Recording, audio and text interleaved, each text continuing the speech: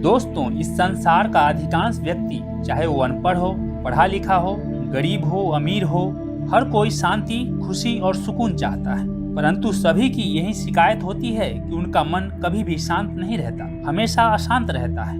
उनका मन एक बेलगाम घोड़े की तरह हमेशा इधर उधर दौड़ता भागता रहता है, कौतूहल मचाए रखता है। वे अपने मन को कभी भी अपने वश में कर ही नहीं पाते हैं। अधिकांश लोगों का मन उनके वश में नहीं होता, बल्कि वो खुद अपने मन के वश में होते हैं और वही करते हैं जो उनका मन कहता है।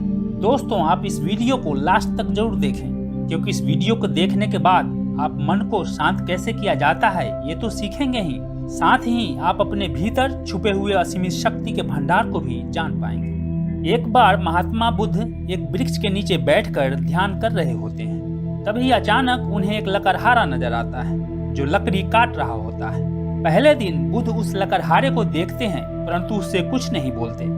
दूसरे दिन भी लकड़हारा आता है, लकड़ी काटता है और लेकर चला जाता है। बुद्ध उसे देखते हैं पर उससे कुछ नहीं कहते। पर जब लकड़हारा तीसरे दिन उसी जंगल में बुद्ध के पास लकड़ी काटने आता है, तब बुद्ध उस लकड़हारे से कहते हैं, सुनो भाई, तुम हर रोज इस जंगल में लकड़ी काटने आते हो, इतनी मेहनत करते हो, लकड़ियां बेचकर तुमने तो ढेर सारा धन इकट्ठा कर लिया होगा।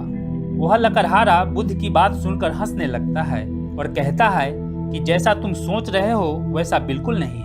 इतनी सारी लकड़ियां ले जाकर बेचने पर भी मुझे बहुत ही कम पैसे मिलते हैं। बड़ी मुश्किल से पूरे परिवार का पेट भर पाता है। लकड़हारे की बात सुनकर बुद्ध उससे कहते हैं कि तुम यहाँ से कुछ आगे क्यों नहीं जाते? आगे जंगल में चंदन के वृक्ष हैं। चंदन की लकड़ियां कितनी महंगी बिकती है, क्या तुम नहीं जानते? ये बात सुनकर लकड़हारा को बहुत आश्चर्य होता है। उसे लगता है कि ये आदमी झूठ बोल रहा है, क्योंकि आगे यदि चंदन के वृक्ष होते तो ये आदमी जो शांत इस वृक्ष के नीचे बैठा है, उन चंदन की लकड़ियों को बेचकर ढेर सारा धन न कमा लेता। फिर वह लकड़हारा सोचता है कि एक बार आगे जाकर देख लेने में क्या हर्ज है, क्या पता ये सच कह रहा हो। लकड़हारा जंगल में आगे बढ़ने लगता है। कुछ देर चलने के बाद उसे बहुत सारे चंदन के वृक्ष दिख जाते हैं। वह बिल्कुल अचंभित रह जाता है। उसे लगता था कि वह इस जंगल के बारे में सब कुछ जानता है। उसका यह भ्रम आज टूट गया। वह लौटकर बुद्ध के पास आता है और कहता है, मैंने तुम्हें गलत समझा था, मुझे क्षमा कर दो। मुझे लगा था कि तुम झूठ बोल रहे हो। लकड़हारे की बात सुनकर बुद्ध कहते हैं कि तुम्हें क्षमा मांगने की कोई जरूरत नहीं है। मैंने तो तुम्हें केवल वही बताया जो तुम नहीं जानते थे। अब वह लकड़हारा जलाने वाली लकड़ी की जगह चंदन की लकड़ियां काटकर बेचना शुरू करता है। अब वह एक दिन चंदन की लकड़ियां काटकर बेचता तो 6-7 दिन तक आराम से बैठकर खाता।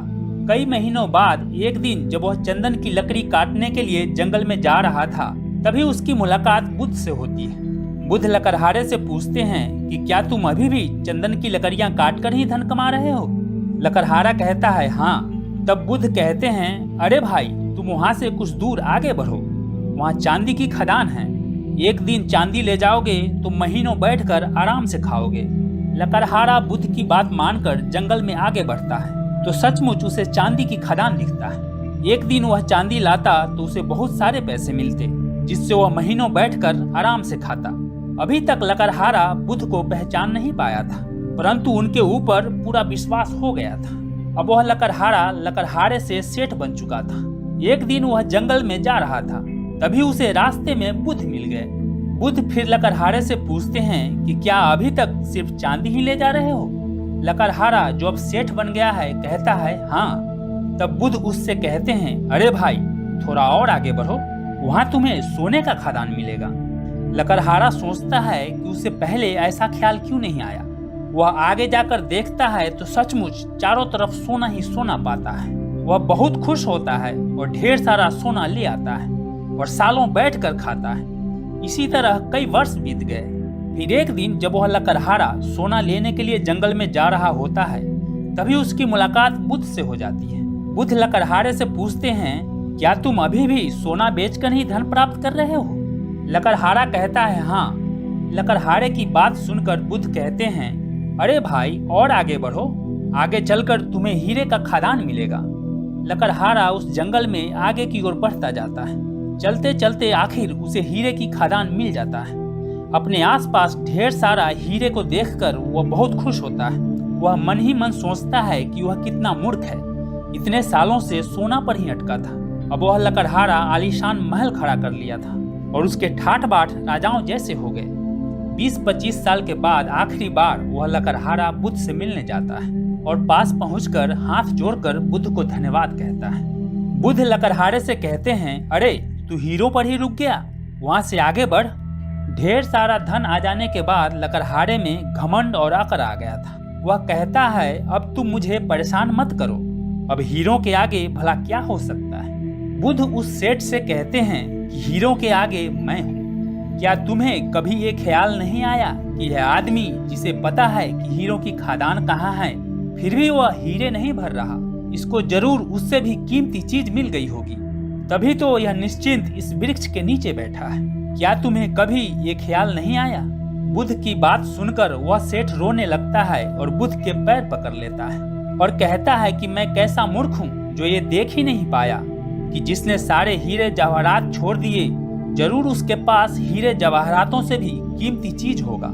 मुझे कभी ये ख्याल ही नहीं आया। मैं जानना चाहता हूँ कि आपके पास ऐसा कौन सा धन है जिसके आगे दुनिया का सारा धन छोटा है। तब बुद्ध सेठ से कहते हैं कि यही तो मैं तुम्हें बताना चाहता हूँ। इन सब से जो कीमती धन है वह है ध्यान, अर्थात मेडिटेशन। सेठ कहता है, पर मुझे तो ध्यान करना नहीं आता।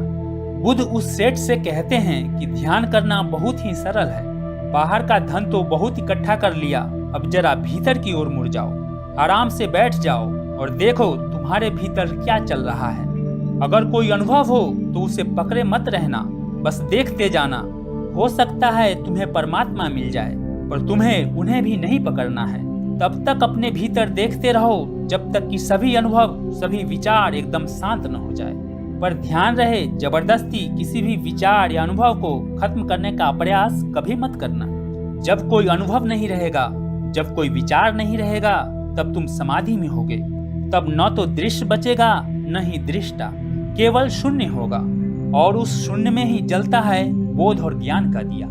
दोस्तों, ये ध्यान, ये मेडिटेशन 2 दिन या 4 दिन में नहीं आता, बल्कि सतत निरंतर प्रयास और अभ्यास से आता है। और जिस दिन आप ध्यान की उस स्थिति में पहुंचेंगे, मेडिटेशन के उस स्टेज पर पहुंच जाएंगे, तब आपका मन एकदम शांत होगा, आपके वश में होगा और आपके जीवन में चमत्कार होगा।